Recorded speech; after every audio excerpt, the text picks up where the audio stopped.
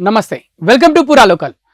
రాష్ట్రంలో పెండింగ్లో ఉన్న అక్రమ లేఅవుట్ల క్రమబద్ధీకరణ పథకం ఎల్ఆర్ఎస్ చిక్కుముడులు విప్పేందుకు అధికారులు మార్గాలను అన్వేషిస్తున్నారు. ఇటు హైకోర్టులో అటు సుప్రీంకోర్టులో పిటిషన్లు ఉండటంతో 4 ఏళ్లుగా ఈ వ్యవహారం అపరిష్కృతంగా ఉంది.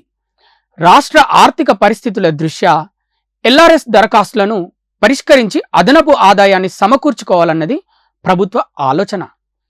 ఎల్ఆర్ఎస్ వ్యవహారాన్ని కొలిక్కి తెస్తామని ఆర్థిక మంత్రి బట్టి విక్రమార్క పలు సమీక్షల సందర్భంగా చెప్పారు.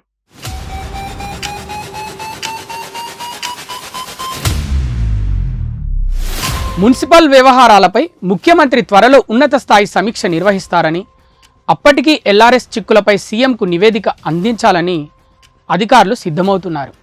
ఎల్ఆర్ఎస్పై ప్రస్తుతం హైకోర్టులో స్టే ఉంది.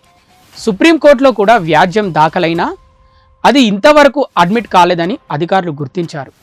ఈ నేపథ్యంలో హైకోర్టు స్టే ఎత్తివేత కోసం అఫిడవిట్ దాఖలుకు సీఎం నుంచి అనుమతి కోరాలని నిర్ణయించారు. హైకోర్టులోనే పరిష్కారాన్ని పొందడం ద్వారా లక్షల మంది దరఖాస్తుదారులకు వెసులుబాటు కల్పించినట్లవుతుందని తెలుస్తోంది.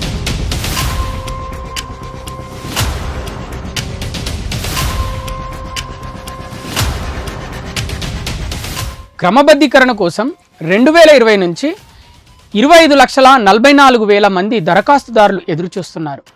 ప్లాట్ల యజమానుల్లో కొందరు ఇళ్ల నిర్మాణం కూడా చేపట్టారు. మరికొంతమంది హైకోర్టు ఉత్తర్వుల మేరకు భవన నిర్మాణ అనుమతుల కోసం అదనపు ఫీజు చెల్లించి ఇల్లు నిర్మించుకున్నారు. ఏళ్ల కిందట స్థలాలు కొనుక్కున్నవారు ఇప్పుడు వాటిని విక్రయించుకొని కుటుంబ అవసరాలకు వినియోగించుకోవాలనుకుంటున్నారు.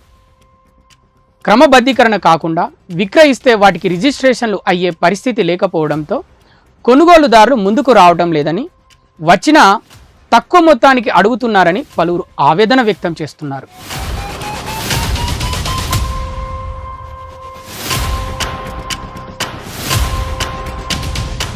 గత డిసెంబర్లో కొలువుదీరిన కాంగ్రెస్ ప్రభుత్వం ఈ ఏడాది మార్చి నెలలోనే ఎల్ఆర్ఎస్ దస్త్రాల పరిష్కారానికి ఉపక్రమించింది. దరఖాస్తుదారులకు స్థానిక అధికారులు నోటీసులు కూడా జారీ చేశారు. తర్వాత లోక్సభ ఎన్నికల కోడ్ అమల్లోకి రావడంతో ప్రక్రియ ఆగింది.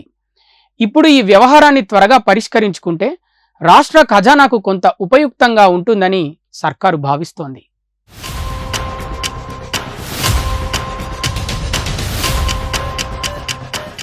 ఇవి ఇప్పటివరకున్న అప్డేట్స్. మరిన్ని అప్డేట్స్ కోసం చూస్తూనే ఉండండి పురా local, your choice for local voice.